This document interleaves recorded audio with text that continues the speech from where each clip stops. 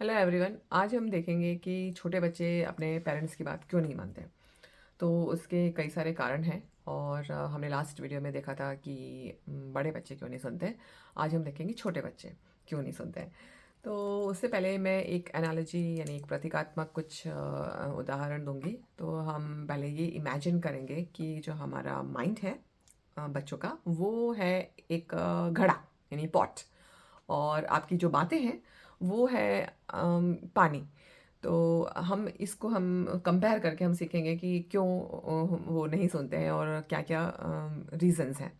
तो पहला जो रीज़न है कि घड़ा पूरा भरा हुआ है। ठीक है। तो जब पूरा भरा हुआ है तो ऊपर से और कुछ पानी डालने से वो पानी जो है अंदर जाएगा नहीं, है ना। ठीक है। तो ये वाला पहला सिनेरियो है। तो ये कब होता है? जब बच्चा स्कूल से वापस आता है। तो जब बच्चा स्कूल से वापस आता है तो उसका जो माइंड है वो पूरा भरा हुआ है, बिकॉज इतनी इंस्ट्रक्शंस उसको पूरे दिन में मिली हुई होती है। तो वो इतना थका भी हुआ होता है, लेकिन मेन जो रीज़न होता है वो ये होता है कि वो इतना उसको माइंड भरा हुआ रहता है चीज़ों से, उनकी स्कूल की एक्टिविटीज़ से, फिर जो उनको सारा जो इंस्ट्रक्शंस दिया गया होता है, होमवर्क है, स्कूल में कई सारे बातें होती हैं। तो उन सब से वो इतना एग्जॉस्टेड होता है मेंटली कि वो और कुछ लेने की हालत में नहीं होता। और क्या होता है, पेरेंट्स जो है ना बच्चों को स्कूल से आने के बाद में एकदम इंस्ट्रक्शंस की बॉम्बार्डिंग करते हैं कि चलो तुम जो है ना पहले अब ये करो, उसके बाद में वो करना, उसके बाद में अब ये करना है, वो करना है। तो बच्चा जो है ना वो बेसिकली ले ही नहीं पाता, क्योंकि वो ऑलरेडी बहुत भरा हुआ है। तो ये है नंबर वन सिनेरियो। दूसरा सिनेरियो है कि जो घड़ा है वो उल्टा है, और तो उल्टे घड़े में भी पानी तो जाएगा नहीं। तो जो उल्टा घड़ा इन द सेंस कि बच्चा जो है वो बहुत ही टायर्ड है। अब ये सिनेरियो होते हैं कि एंड ऑफ द डे, जबकि बहुत ज़्यादा थक गए हैं, या तो कोई एक्टिविटी कुछ कर रहे हैं उसमें बहुत थकान लग रही है, या तो कुछ भी जो है कहते हैं ना, कुछ भी उनके साथ बहुत ज़्यादा होता है ना कि I had too much of it, कि बस मैं मेरा हो गया अब तो। भले ही वो मेंटली फिजिकली ठीक है, लेकिन होता है ना कि बस अब और ज़्यादा नहीं कर सकते हैं।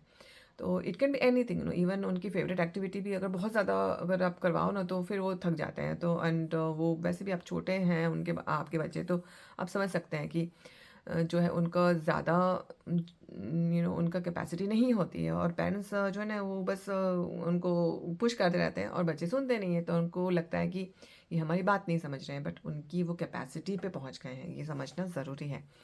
तो क्योंकि वो उस वक्त राइट स्टेट ऑफ माइंड में नहीं है। तो जब उनका राइट स्टेट ऑफ माइंड नहीं होता है, वो घड़ा उल्टा होता है, तो इसलिए वो नहीं सुनते हैं। सो ये बहुत इंपॉर्टेंट पॉइंट है।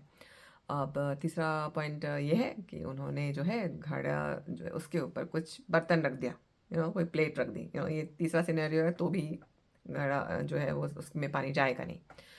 तो ये कौन सा सिनेरियो होता है? ये सिनेरियो वो होता है कि जब बच्चा कुछ ऐसी एक्टिविटी में बिजी है जहाँ उसको बहुत मज़ा आ रहा है, पूरा एनग्रॉस्ड है कुछ करने में। जैसे होता है ना, लेगो से खेल रहे हैं, या डॉल्स से खेल रहे हैं, या कुछ पढ़ रहे हैं।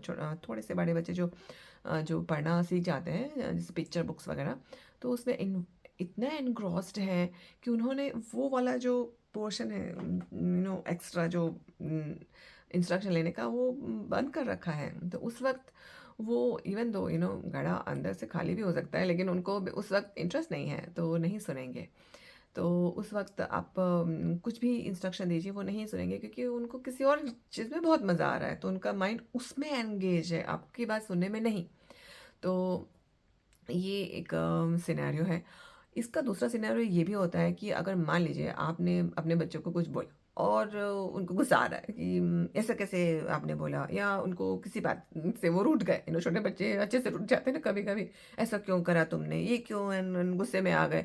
और अब बिकॉज वो रूठ गए हैं तो आप आपकी बात नहीं सुनेंगे। अब उस केस में आप चाहे कितना भी पानी डालने की कोशिश कीजिए, वो नहीं जाएगा, क्योंकि उन्होंने अपना दिमाग बंद कर दिया है, बिकॉज वो आपसे गुस्सा है, वो आपसे नाराज़ है।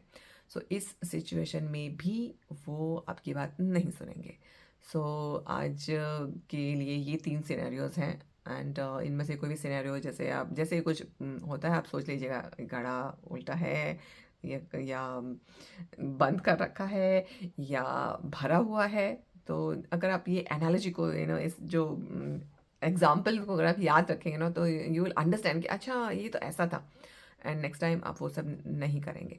So that's all for today, and thank you so much कि आप अभी भी मेरे साथ जुड़े हुए हैं. मैं एक पूरे महीने तक वीडियो नहीं बना पाई बिकॉज मैं बहुत ही इम्पोर्टेंट मेरे दूसरे प्रोजेक्ट पे बिजी थी, जो कि है मेरी बुक पब्लिशिंग का.